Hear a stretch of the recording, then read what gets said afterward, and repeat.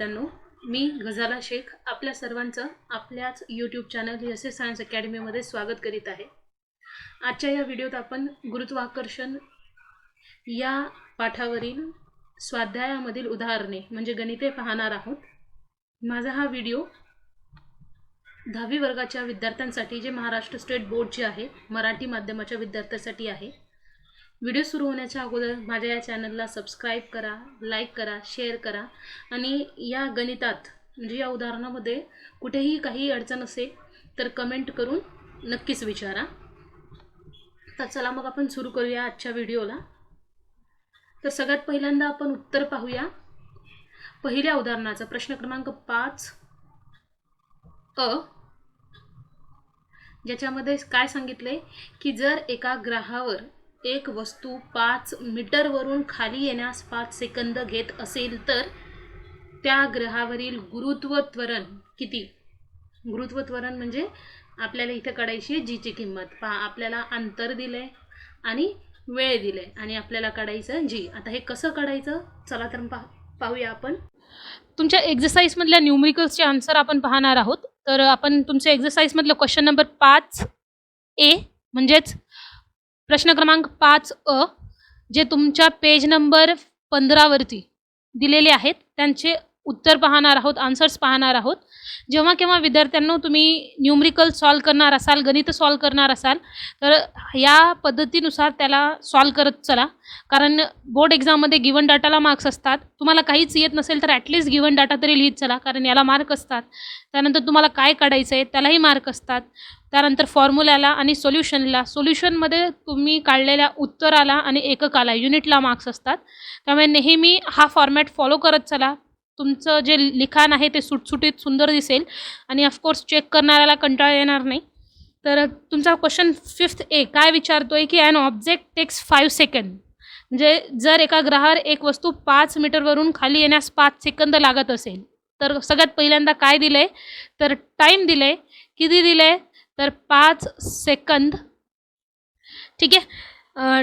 त्यानंतर त्याचं डिस्टन्स दिले पहा from a height of 5 metre जे तर जे विस्थापन आहे त्याचं ते आपल्याला दिले, यस दिले, डिस्प्लेसमेंट दिले किती तर 5 मीटर। आता तुम्हाला काय काढायला सांगितलं पहा तर what is the value of G on the planet.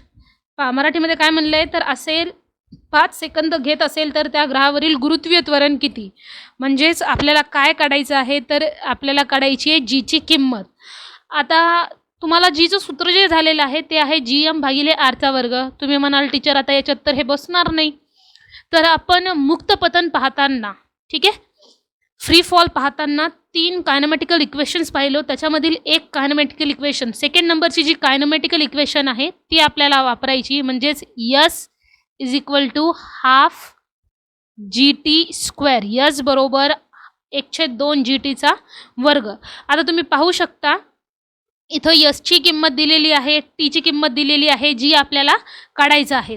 पहा ज्याला काढायचं ते अगोदर तुम्ही एकतर डायरेक्ट इथं किंमत ठेवू शकता किंवा ज्याची किंमत तुम्हाला काढायची आहे त्याला अगोदर बाजूला करून घ्या। तर मी या जीला इथंच ठेवते, पहा या जीला इथंच राहू देते।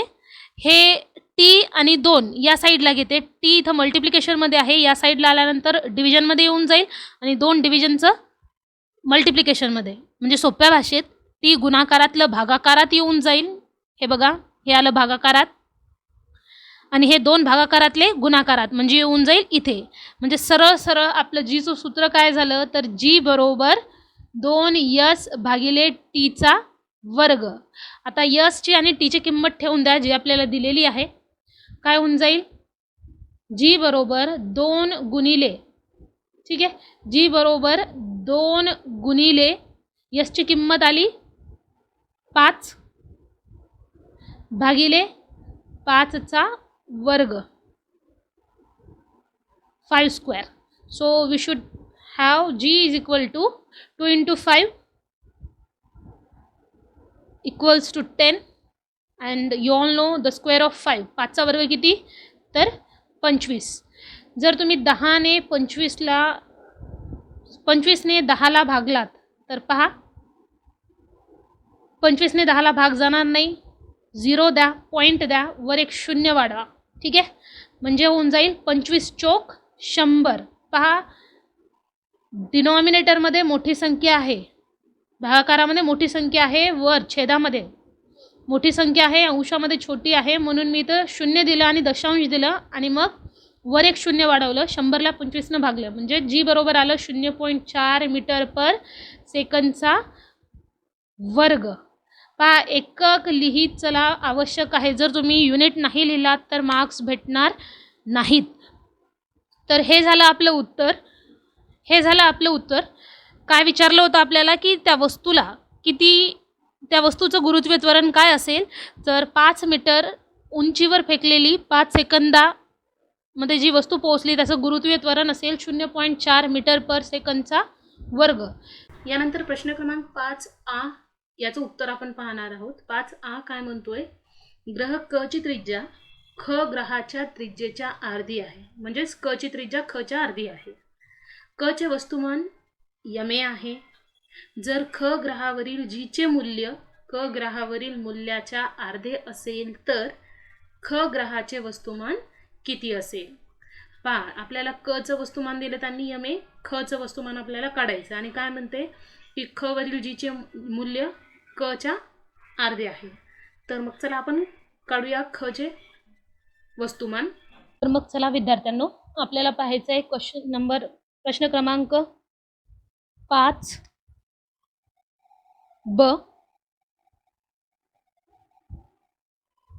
आपल्याला पाहायचं आहे प्रश्न क्रमांक 5B, ज्यामध्ये तुम्हाला सांगितलंय की एका ग्रह क ची त्रिज्या ख ग्रहाच्या त्रिज्येच्या अर्धी आहे. काय म्हणायला लागलं बघा, ग्रह क ची त्रिज्या ख च्या अर्धी आहे. ठीक आहे, क ची त्रिज्या ख ग्रहाच्या त्रिज्येच्या अर्धी आहे. पुढे काय म्हणतोय बघा, चे वस्तुमान यम ए आहे. जर ख ग्रहावरील म्हणजे पहिल्या ग्रहाचे, ठीक आहे, क ग्रहाचे वस्तुमान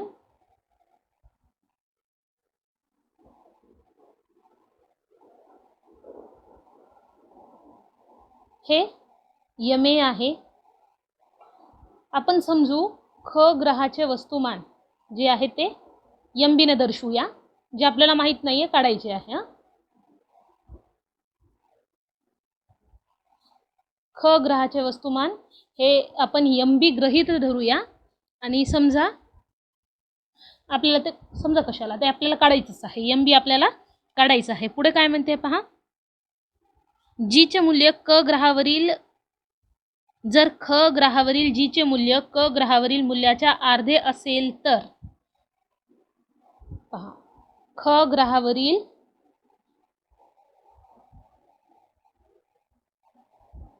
काय म्हणायला लागले पहा, जर ख ग्रहावरील जी चे मूल्य क ग्रहावरील मूल्याच्या अर्धे असेल तर, म्हणजेच जी ख बरोबर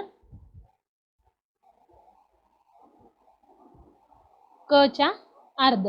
ठीक आहे, क च्या अर्धी जी ख ची किंमत आहे, तर आपल्याला ख ग्रहाचे वस्तुमान काढायचे आहे. तर तुम्हाला जी चे सूत्र माहित आहे, काय आहे, जी बरोबर जी एम भागिले आर चा वर्ग. याला म्हणूया आपण समीकरण नंबर 1.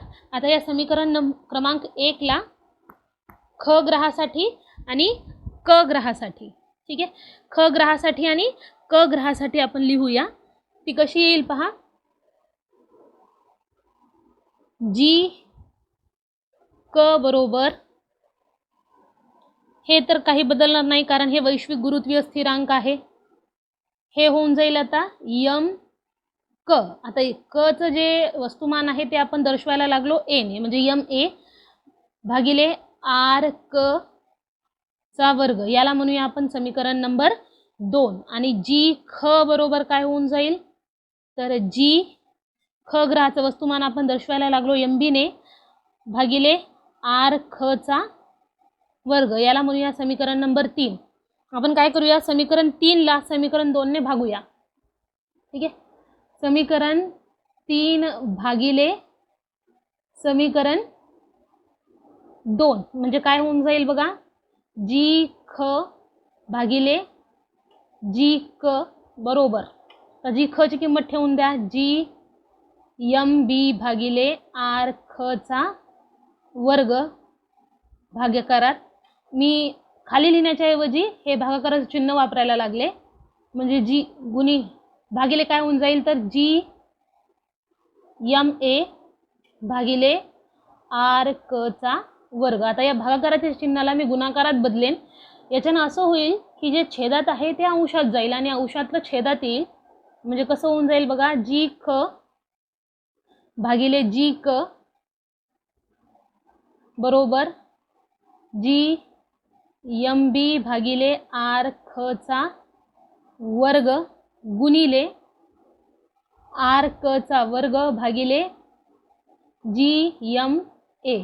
बघा हे जी जी कटून गेलं. आपण काय करूया, वस्तुमान एका ठिकाणी आणि त्रिज्या एका ठिकाणी करूया. म्हणजे आपलं समीकरण कसं होऊन जाईल बघा, जी ख भागिले जी क बरोबर, हे मी वस्तुमान एका ठिकाणी करून घेते, यम बी भागिले यम ए गुणिले आर क भागिले आर ख चा वर्ग. पहा दोघांचाही वर्ग आहे म्हणून मी कंस आणि कंसाचा वर्ग लिहायला लागले. आता याला म्हणूया आपण समीकरण नंबर 4. या समीकरणाला आपण व्यस्त करू ना. समीकरण 4 व्यस्त करून पहा, समीकरण 4ला व्यस्त करायला लागलोत आपण. म्हणजे काय होऊन जाईल, अंशातलं छेदात, छेदातलं अंशात, म्हणजेच जी क भागिले जी ख बरोबर यम ए भागिले यम बी गुणिले आर ख भागिले आर क चा वर्ग. याला म्हणूया समीकरण नंबर 5. विद्यार्थ्यांनो आत्ताच आपण पाहिलं का, आपण जेव्हा गणिताला सुरुवात केलं होतं तेव्हा पाहिलं की आर क हे किती आहे, तर हे आहे ख च्या अर्ध. म्हणजे आपण या समीकरणाला कसं करू शकतो बघा, या आर क ला या साईडला आणा, ठीक आहे, आणि या 2ला इकडे पाठवा. भागाकारातलं गुणाकारात, गुणाकारातलं भागाकारात. म्हणजे हे 2 इकडे येऊन गुणाकारात येऊन जातील, हे गुणाकारातले इकडे येऊन भागाकारात. म्हणजे आर ख भागिले आर क बरोबर होऊन जाईल 2. ही किंमत आपल्याला लागेल पुढे. याला मी म्हणते समीकरण नंबर 6. आणखी आपल्याला काय दिलेलं आहे तर तुम्ही पाहू शकता, जी ख बरोबर 1/2 जी क. इथंही तसंच करूया, 2ला इकडे घेऊन जाऊ, याला इकडे आणूया. म्हणजे काय होऊन जाईल बघा, 2 बरोबर जी क भागिले जी ख. ही किंमत आपल्याला लागेल. याला म्हणते मी समीकरण 7. 6, 7 आणि 5 कंपेअर करून बघा, तुम्हाला जी क भागिले जी ख ची किंमत भेटली, आर ख भागिले आर क ची किंमत भेटली. या किमती आपण ठेवून देऊया. म्हणजेच समीकरण 5, 6 व 7 वरून आपल्याला काय लिहिता येते, तर जी क भागिले जी ख ची किंमत आली 2. हे जसल्या तसं यम ए भागिले यम बी बरोबर आर ख भागिले आर क ची किंमत आली 2.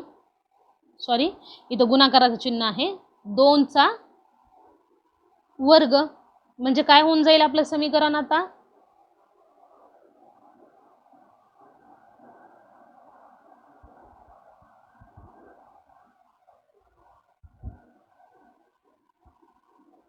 तर आपलं समीकरण आता असं होऊन जाईल, 2 बरोबर